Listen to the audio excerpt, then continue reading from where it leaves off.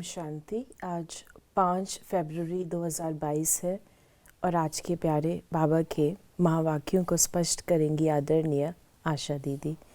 ओम शांति दीदी। ओम शांति। बाबा ने कहा, मीठे बच्चे समझदार बन अपना पोता मेल देखो। कोई कर्मेंद्री धोखा तो नहीं देती है।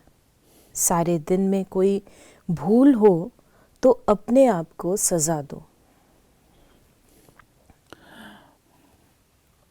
बाबा जो हम बच्चों को योग सिखाते हैं, उस योग से एक प्राप्ति जो होती है वो है इंद्रिय जीत बनते हैं। इंद्रिय जीत कहें, कर्मेंद्रिय जीत कहें, परंतु ये होता कैसे है? जो इतने पुराने संस्कार आत्मा के हैं, इंद्रियों के वश होने के, वो थोड़ी समय के योग से तो ठीक नहीं हो जाते हैं, फिर ढीले पड़ते हैं, फिर उनको हम समाप्त करते हैं। तो उसके लिए हमें जैसे एक कांस्टेंट विजिलेंस अपने ऊपर रखनी होती है, और वो जो कांस्टेंट विजिलेंस है उसको बाबा कहते हैं चार्ट लिखना।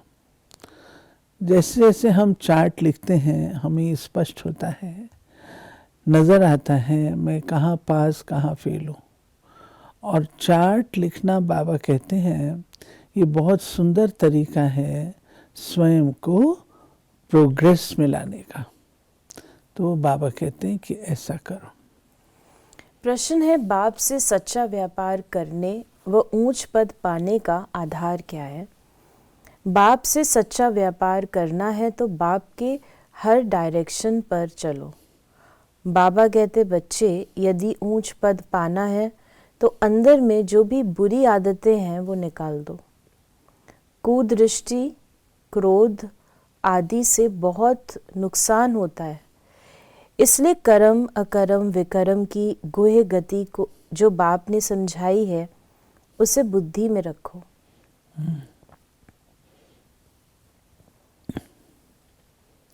व्यापार की बात बाबा ने की।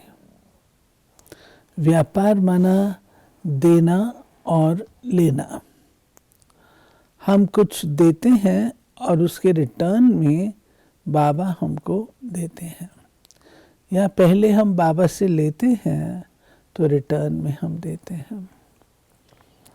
हमारे केस में जो बाबा और बच्चों का पारस्परिक व्यापार का मुद्दा है, उसमें हम बाबा से पहले लेते हैं, क्योंकि व्यापारी जो होता है वो इतनी सहजता से अपनी चीज़ नहीं छोड़ता जब तक उसको उससे ज़्यादा प्राप्ति महसूस ना हो। तो बाबा बच्चों को प्राप्ति का अनुभव कराते हैं।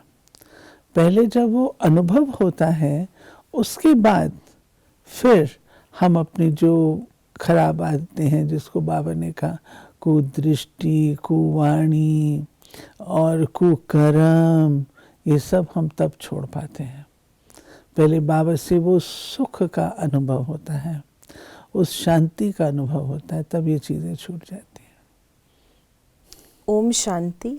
बच्चे आत्म अभिमानी होकर बैठे हो। हर एक बात अपने आप से पूछनी होती है। बाबा युक्ति बताते हैं कि अपने आप से पूछो कि हम आत्म अभिमानी होकर बैठे हैं, बाबा को याद कर रहे हैं। फिर बाबा ने कहा कि तुम्हारी ये सेना है, उस सेना में सिर्फ जवान होते हैं। तुम्हारी इस सेना में बूढ़े जवान बच्चे आदि सब हैं। 80-90 वर्ष के बूढ़े भी हैं। ये सेना है माया पर जीत पाने के लिए। हर एक को माया पर जीत पाकर बाप से बेहद का वर्षा लेना है। ये बाबा के सामने जो बच्चे बैठे हैं, बाबा उनको एड्रेस करते हुए, और वे बच्चे जो कि आकारी रूप में बाबा के सामने दोनों ही प्रस्तुत हैं, तो बाबा कहते हैं ये मेरी सेना है। और ये सेना क्या कर रही है? पुरानी दुनिया को नया बनाने के लिए यहाँ की सारी सफाई कहो जो कि विकारों की है, उसकी सफाई कर रही है और दुनिया को निर्विकारी बना रही है।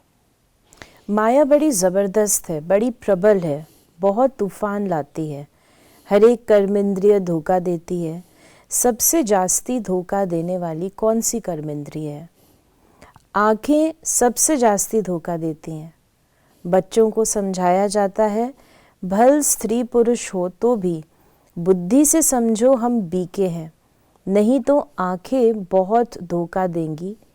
ये भी चार्ट में लिखना चाहिए, सारे दिन में हमको कौन सी कर्मेंद्री ने धोखा दिया। आँखें नंबर 1 धोखा देने वाली हैं।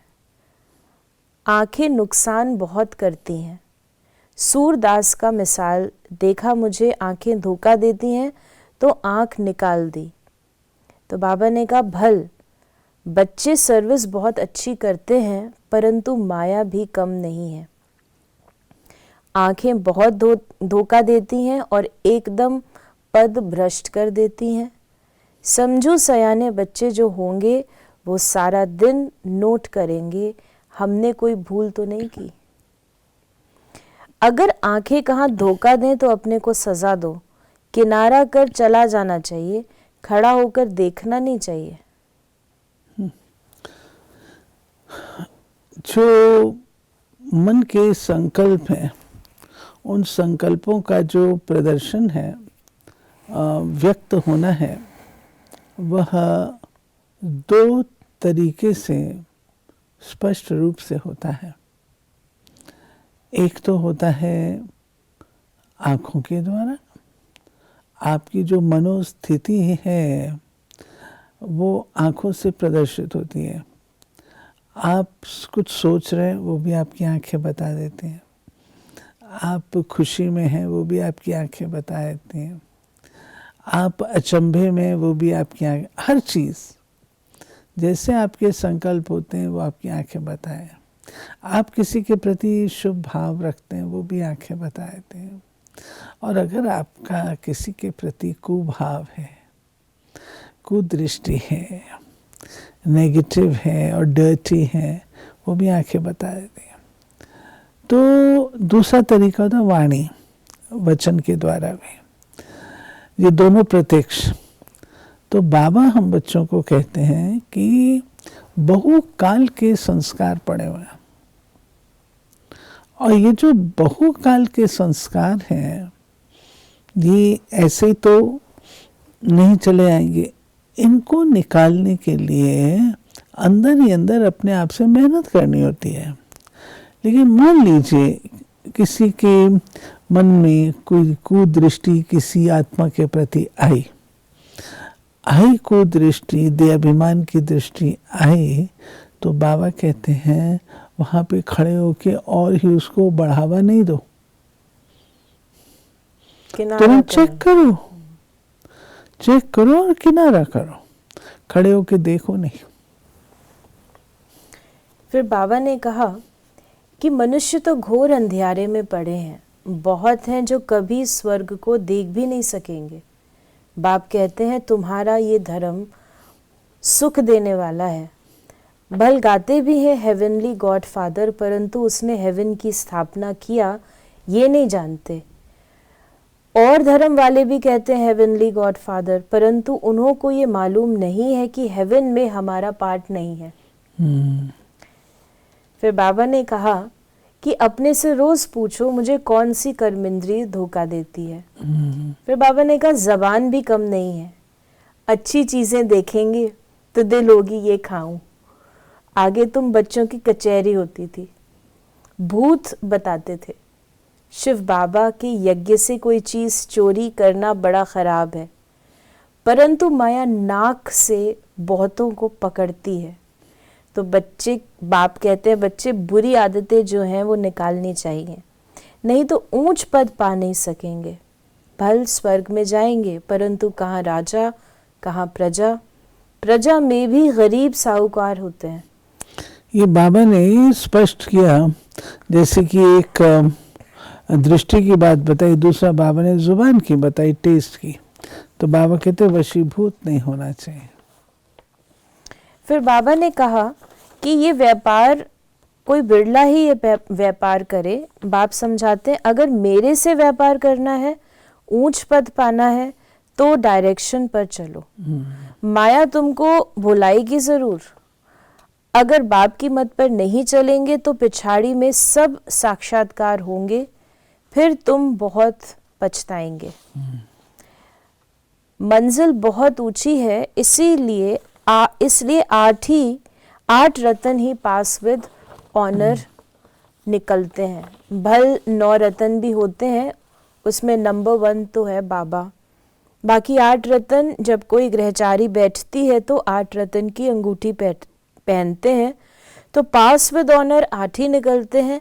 बाकी को कुछ ना कुछ दाग लगते हैं, इसमें बड़ी मेहनत है। फिर बाबा ने कहा कि तुम बच्चों को कुदृष्टि, क्रोध आदि कुछ नहीं होना चाहिए, अपना ही नुकसान करते हैं। कुदृष्टि होती है तो उनका भी वाइब्रेशन आता है, दूसरों को भी कशिश होती है।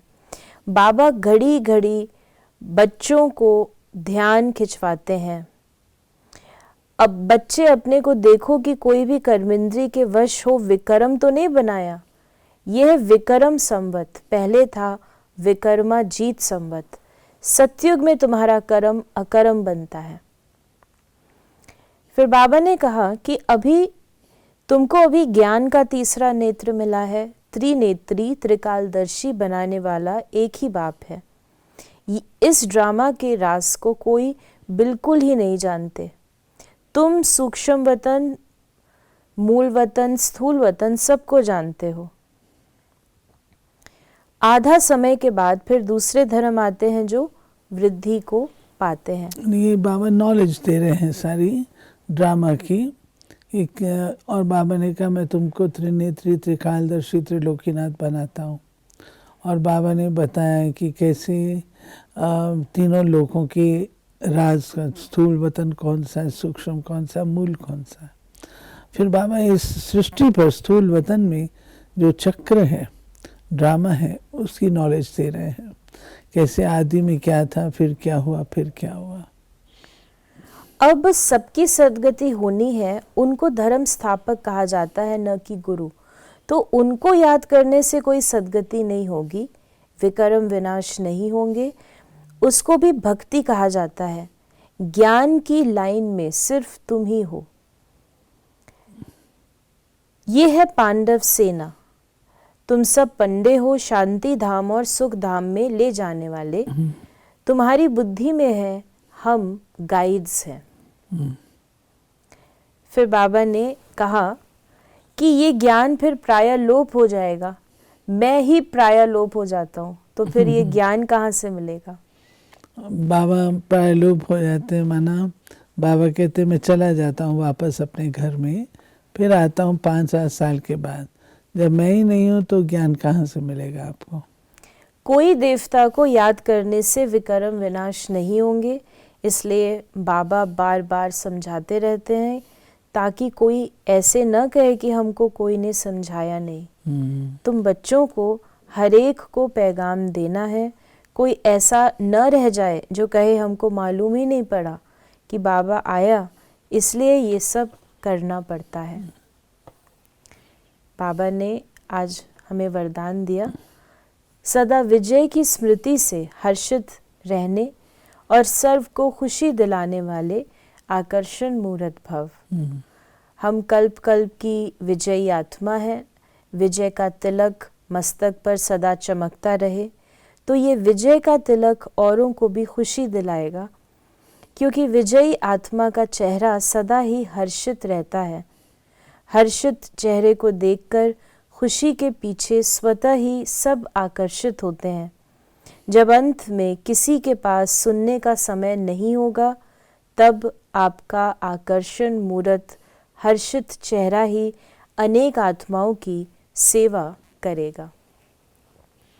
और स्लोगन है, अव्यक्त स्थिति की लाइट चारों ओर फैलाना ही लाइट हाउस बनना है। बाबा हर्षित चेहरे को बहुत महत्व देते हैं। और ब्रह्मा बाबा के सामने अगर कोई ऐसी आत्मा जाती थी जिसका चेहरा हर्षित नहीं होता था, तो बाबा उसको बुलाता था, बुला के उससे पूछता था, बच्ची क्या बात है, क्यों ऐसे? जब तक उसको मुस्कुराना शुरू न करा दे तब तक बाबा छोड़ता नहीं था। कहते हैं तुम्हारा चेहरा अच्छा होना चाहिए। तो ये थे बाबा के आज के महावाक्यों का स्पष्टीकरण। यदि आपके मन में कोई सवाल है तो आप व्हाट्सएप मैसेज करें 8826599309 पर, और हम आपके प्रश्नों का उत्तर प्रश्नोत्तरी कार्यक्रम में देने का प्रयास अवश्य करेंगे। ओम शांति।